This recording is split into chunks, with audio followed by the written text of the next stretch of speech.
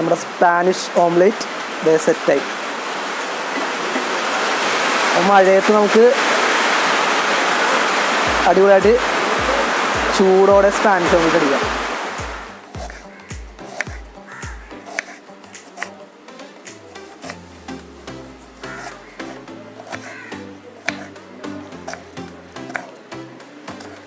അപ്പോൾ friends, നമ്മളിന്നൊരു Spanish omelette ഉണ്ടാക്കാനുള്ള തയ്യാറെടുപ്പിലാണ്.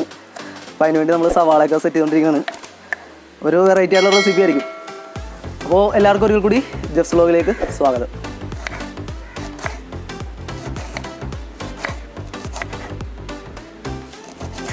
പത്രത്തിലെങ്ങനെ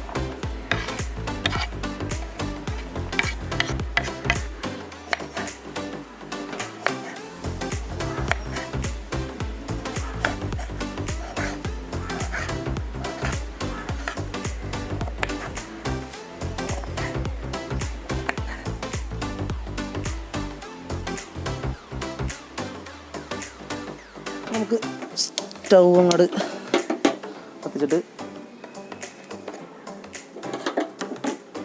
ഓയിൽ ഒഴിച്ച് കൊടുക്കും.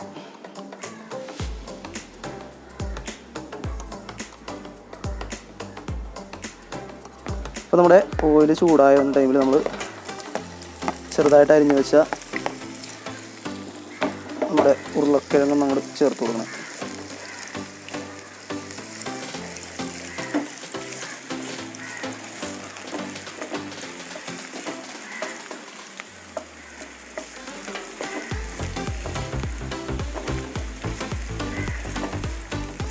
നമ്മൾ നേരത്തെ അരിഞ്ഞു വെച്ച ക്യാബേജ് ഒന്ന് കുറച്ച് അങ്ങോട്ട് ചേർത്ത് കൊടുക്കുകയാണ്.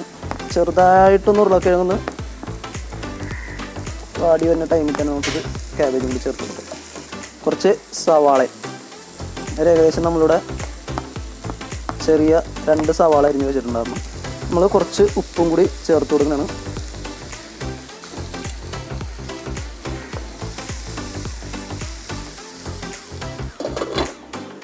നമ്മളിത് ഏകദേശം 5 to 8 മിനിറ്റ് വരെ ഒന്ന് അടച്ചു വെച്ച് കുക്ക് ചെയ്തെടുത്തിട്ടുണ്ട്. നമ്മുടെ ഉരുളക്കിഴങ്ങിൻ്റെ വേവ് അനുസരിച്ച് വേണം. വെച്ച് അത്യാവശ്യം വേവ് ഉണ്ടെങ്കിൽ കുറച്ച് സമയം കൂടുതൽ കുക്ക് ചെയ്യാം. ഇത് നന്നായിട്ട് വെന്ത് വന്നിട്ടുണ്ട്. ഓക്കെ, ഇനി ഇതൊന്ന് ആറി വന്നെ അപ്പോഴേക്കും നമുക്ക് 4 കോഴിമുട്ട അടിച്ചെടുക്കാം.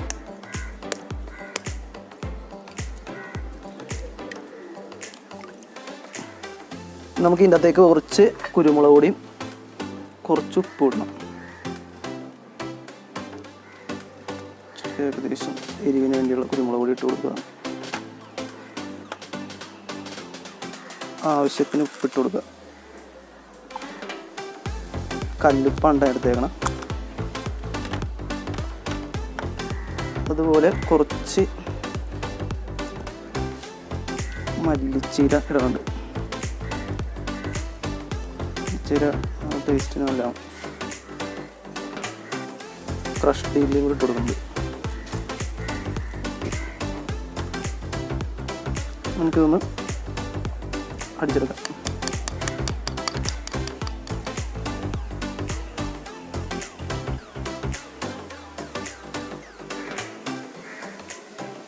ഒരു ഏകദേശം നമ്മുടെ സാധനം ആറി വന്നിട്ടുണ്ട്. അപ്പോൾ നമുക്കിത് ചേർത്ത് കൊടുക്കണം. നമ്മൾ നേരത്തെ അടിച്ചു വെച്ച മുട്ടയിലേക്ക് നമുക്കിതൊന്നും അങ്ങോട്ട് മിക്സ് ചെയ്തെടുക്കാം.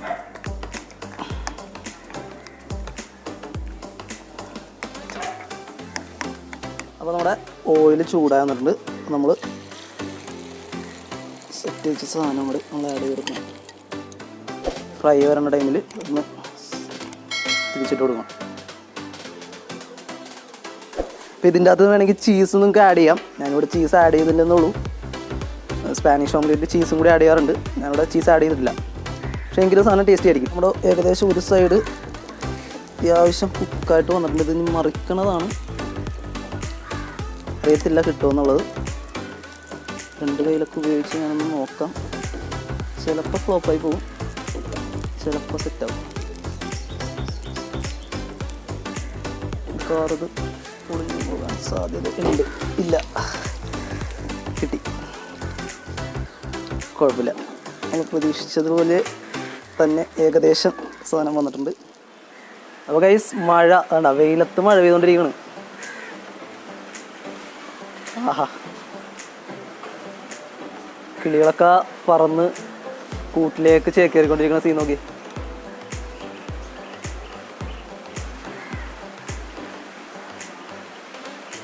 മഴയത്ത് രക്ഷപ്പെടാൻ വേണ്ടി എല്ലാ കിളികളും കൂടി ഓടണാണ്. അപ്പോൾ നമ്മുടെ സ്പാനിഷ് ഓംലെറ്റ് സെറ്റായി വന്നിട്ടുണ്ട്. അപ്പോൾ നമുക്കിനി ഇത് മറിക്കാനായിട്ടേ, ഇത് വെന്ത് കഴിഞ്ഞല്ല, ഇനി സിമ്പിളായിട്ട് നമുക്കിതിങ്ങനെ വെച്ചിട്ട് ഇങ്ങനെ അങ്ങാട് ഇട്ട് കഴിഞ്ഞാൽ എടാ നമ്മുടെ സ്പാനിഷ് ഓംലെറ്റ് ഇതേ സെറ്റായി. അപ്പോൾ മഴയത്ത് നമുക്ക് അടിപൊളിയായിട്ട് ചൂടോടെ സ്പാനിഷ് ഓംലെറ്റ് അടിക്കാം.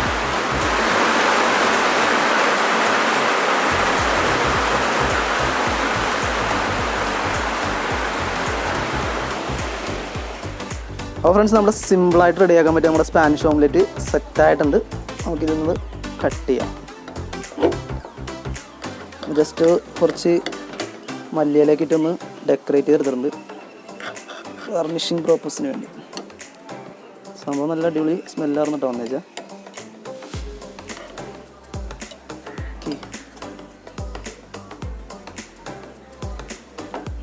നന്നായിട്ട് റെഡി ആകുന്നുണ്ട്.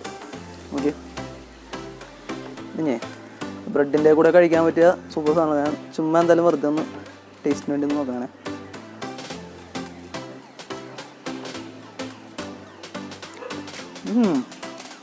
ആദ്യമായിട്ട് സ്പാനിഷ് ഓംലെറ്റ് കഴിക്കണം. കൊള്ളാം. ഉരുളക്കിഴങ്ങ് ക്യാബേജൊക്കെ നന്നായിട്ട് കുക്കായി വന്നിട്ടുണ്ട്. അതും ഓംലെറ്റും കൂടി കൊണ്ട് ചേർന്ന് കഴിയുമ്പോഴേ എനിക്കില്ല ടേസ്റ്റ്. ഓ സൂപ്പർ കേട്ടോ, നിങ്ങൾ ട്രൈ ചെയ്ത് നോക്കണം, നിങ്ങൾക്ക് ഇഷ്ടപ്പെടും. വളരെ സിമ്പിളായിട്ട് എല്ലാവർക്കും റെഡിയാക്കാൻ പറ്റും. അപ്പോൾ ഫ്രണ്ട്സ്, നമ്മുടെ ഇന്നത്തെ സ്പാനിഷ് ഓംലെറ്റ് റെസിപ്പി എല്ലാവർക്കും ഇഷ്ടമായിട്ടുണ്ടാകും എന്നാണ് എൻ്റെ വിശ്വാസം. ഇഷ്ടമായെങ്കിൽ തീർച്ചയായിട്ടും ലൈക്ക് ചെയ്യുക, ഷെയർ ചെയ്യുക. അതുപോലെ എൻ്റെ ചാനൽ നിങ്ങൾ സബ്സ്ക്രൈബ് ചെയ്തില്ലെങ്കിൽ തീർച്ചയായിട്ടും സബ്സ്ക്രൈബ് ചെയ്യുക. അതുപോലെ നമ്മൾ കിട്ടുന്ന റെസിപ്പീസായിട്ട് ഇനിയും വരുന്നതാണ്. അതുപോലെ എല്ലാവർക്കും ഗുഡ് ബൈ.